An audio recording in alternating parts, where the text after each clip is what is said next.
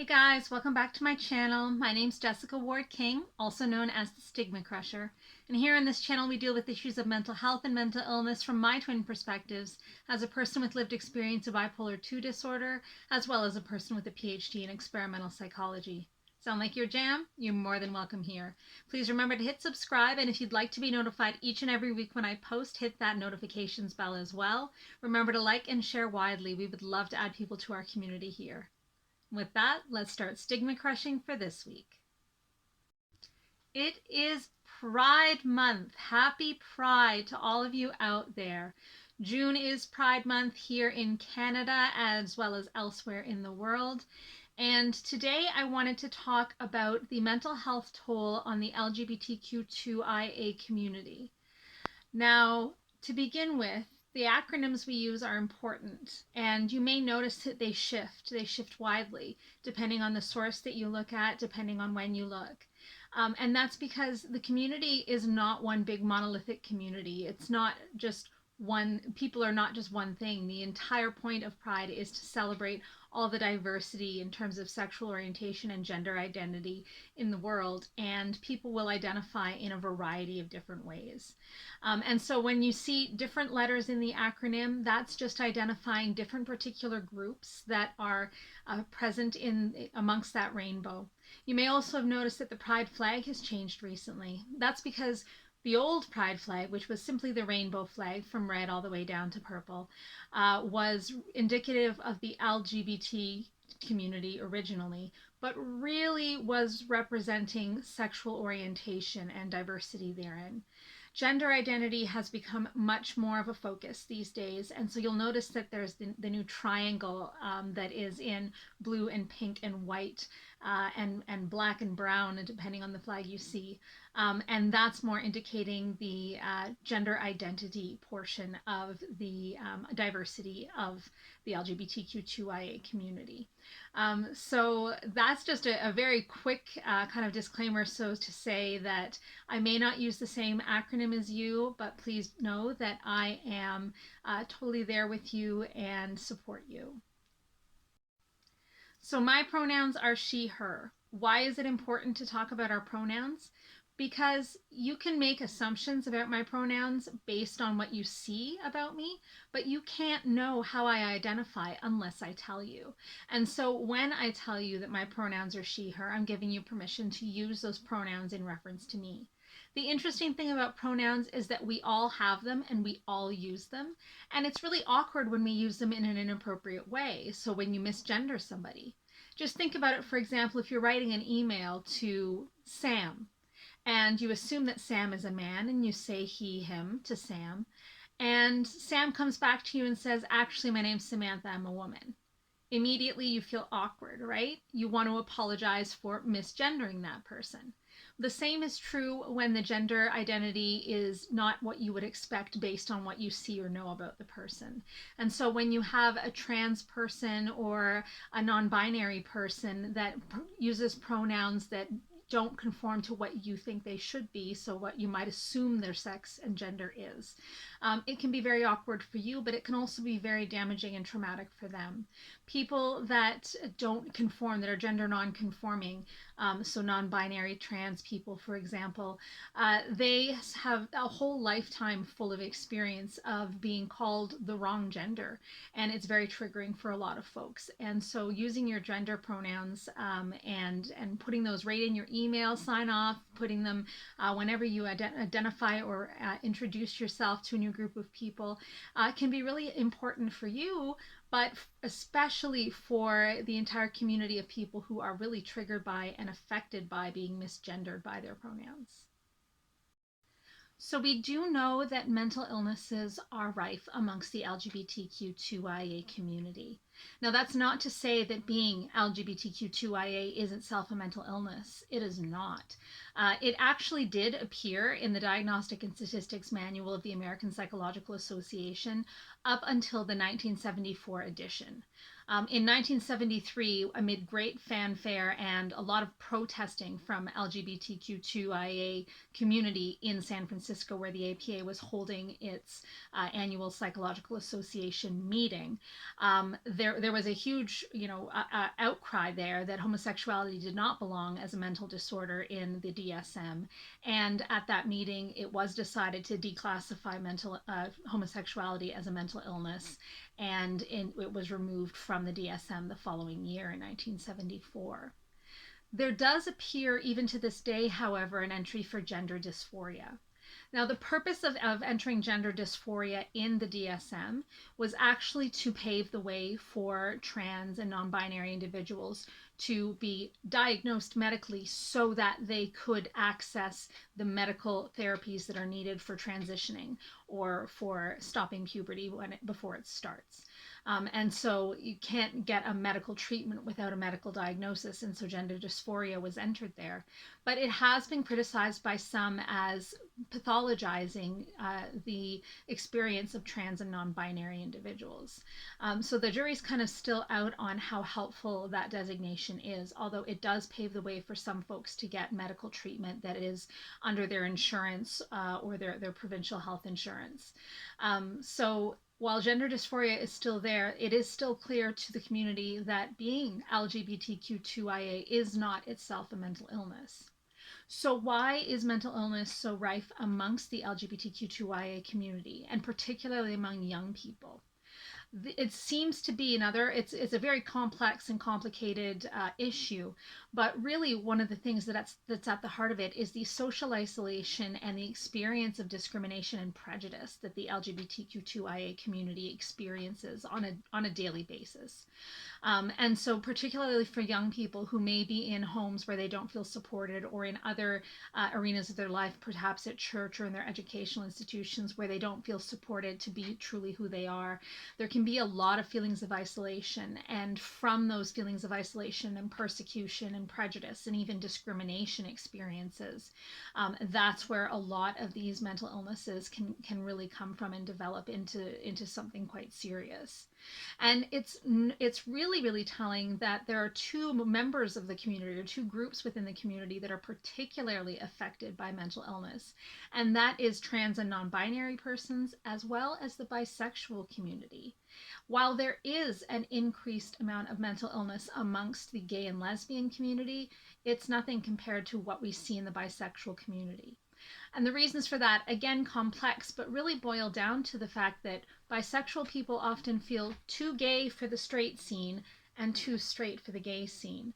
There seems to be amongst the community, even amongst the LGBTQ2IA community, some kind of prejudice towards bisexual people, that they should basically just pick a side, that they're just in a phase, that's not really who they are, and that if they end up with someone of the same sex, then they must be gay or lesbian. If they end up with someone of the opposite sex, they must be just straight. There's a lot of conversations in the gay community about bisexual people passing as straight and getting that straight privilege, but really that just amounts to an erasure of the bisexual identity. There doesn't seem to be any evidence to suggest that bisexuality is not a stable identity, just like being gay or lesbian is. And yet that prejudice and discrimination, even from within the LGBTQ2IA community itself, can be really damaging and really strong. And bisexual people also experience the prejudice and discrimination from the non-LGBTQ2IA, so the straight community and the cisgendered community. It's even compounded when a person who identifies as trans or non-binary is then bisexual. There tends to be this stigma around bisexuality that it's basically promiscuity, that you'll go with anyone, and really there's no evidence that bisexuality amounts to promiscuity either, just because one's sexual orientation is towards either both genders or all genders, so pansexuality. That does not seem to indicate an instability in the gender identity or in the sexual orientation. It really is that orientation is towards both or all genders. And so for the bisexual community, there's a lot more pressure from both within and without the community, and a lot more prejudice and discrimination, and that probably is a large force in causing the increase in mental illness within that community. Also within the trans and non-binary community, because there's a lack of understanding of gender identity and gender issues, and it's not invisible anymore for a lot of folks. A lot of folks that are trying to live their lives in the identity that are perhaps transitioning or looking forwards to transitioning, it's no longer that they could pass. They're very much out there. It's no longer an invisible difference. And so they have to deal on a daily basis with misgendering, with prejudice, with microaggressions, with macroaggressions, even a lot of discrimination towards those folks. And so that's probably what really contributes to them having a higher rate of mental illness as well in the trans and non-binary community. And we see different needs within the LGBTQ2IA community, in particular with young people who are coming to terms with their sexual orientation or gender identity or both, and are finding themselves in precarious situations. We know that a lot of the homeless population is made up of LGBTQ2IA youth, who are no longer safe at home and are either unhoused or couch surfing, staying with friends and relatives on a more temporary basis, and therefore they're homeless as well. And the pressures of being homeless and then of not having a fixed address, unable to get potentially employment, not able to concentrate on education as well, those young people really fall through the cracks. And there seems to not be enough services available to help with LGBTQ2IA young people. Even though services are expanding all the time, the need is not catching up, the availability is not catching up with the need. We are finding that more young people are coming out and identifying as LGBTQ2IA at younger ages. And there has been some criticism that this is just a fad, a phase, that, the 1 in 20 young people that identify as LGBTQ2IA, it's a much higher number than it was in the past. And there's some criticism saying that, oh, well, it's just because it's a fashion. It's almost uncool to be straight and cisgendered, which just means that they're not homosexual and they conform to the sex assigned at birth, and so there's that criticism that it's almost a fad and that these young people will grow out of it. And while the research is ongoing, there's no indication that treating young people as though their struggles with sexual identity or gender is a fad is a helpful thing to do.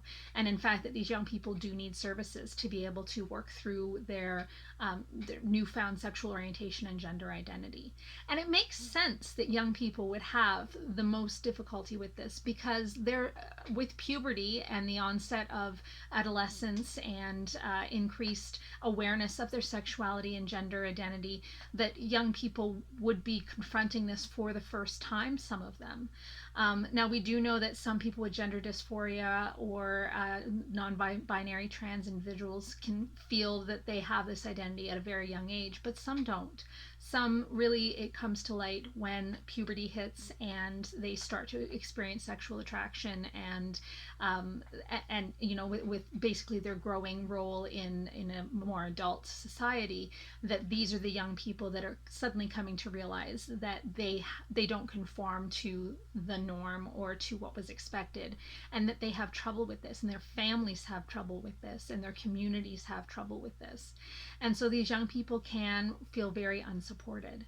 I know for myself in my own journey, I grew up very, very Catholic, and my family went to church each and every week. I served on the altar as an altar server. I read as a lector. I administered communion.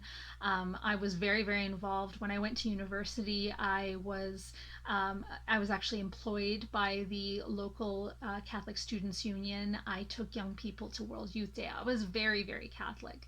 And when I discovered that I was a lesbian, I was afraid to tell my family because I feared that they would not accept me. Now, that fear turned out to be unfounded. My family did not have a problem with it. And in fact, some things changed for the better in my family when I did come out.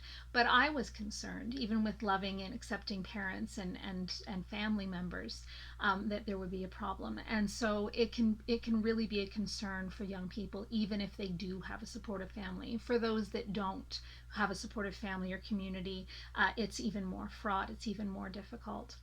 And so I know from even my own experience that the experience of coming out is very destabilizing. It's very frightening. And my mental health suffered greatly when I was coming out to my community and to my family. And I did need support. I did need services at that time that were specific, that were culturally appropriate, basically, to my experience. And so I was very thankful to have a counselor that was a member of the LGBTQ2 community.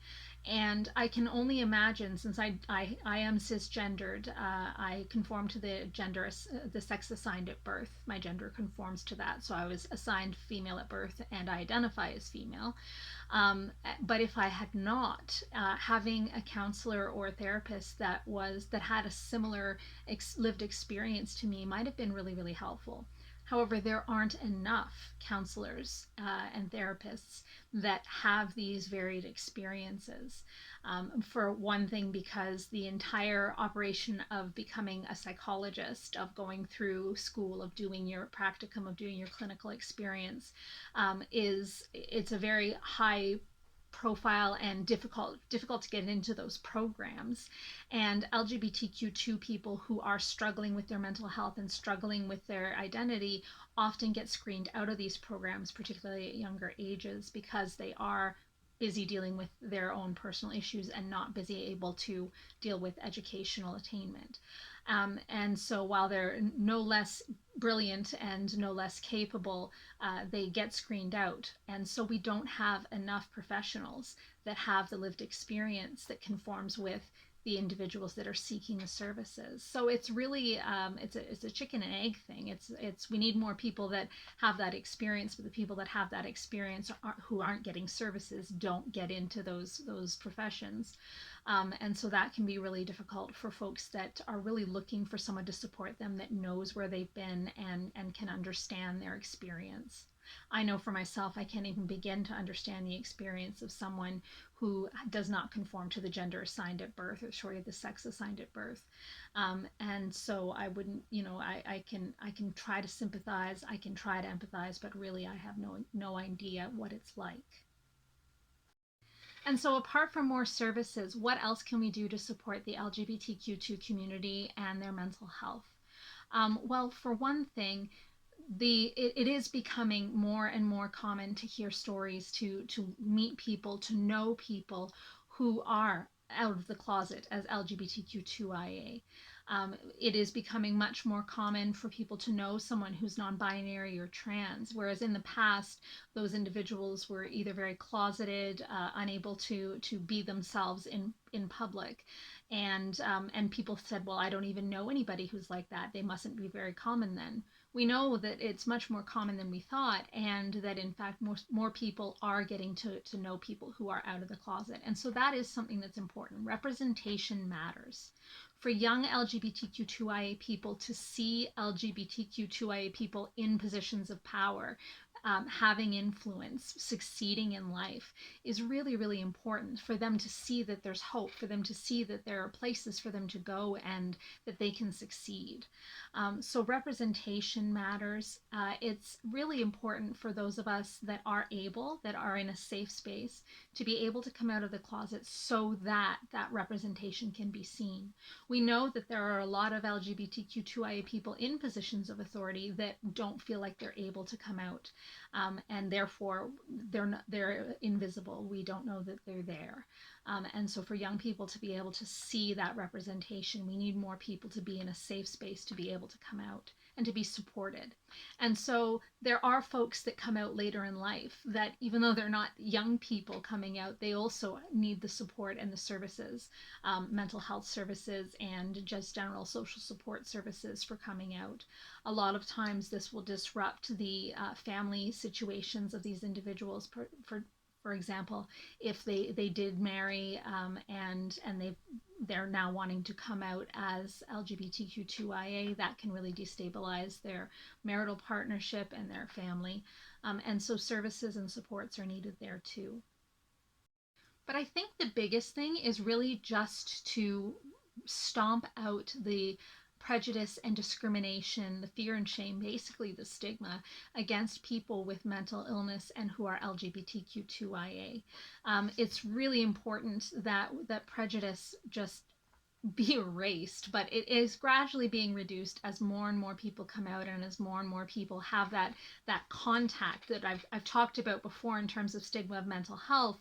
Having that contact with LGBTQ2IA people also helps to reduce the stigma around LGBTQ2IA issues, and so getting to know people who are members of the community and who are also, you know, well-rounded individuals that you've known maybe for a long time, or even if you've just met them, you get to know them as people and not just LGBTQ2IA community members. You get to know them as mothers, as sisters, as friends, as you know,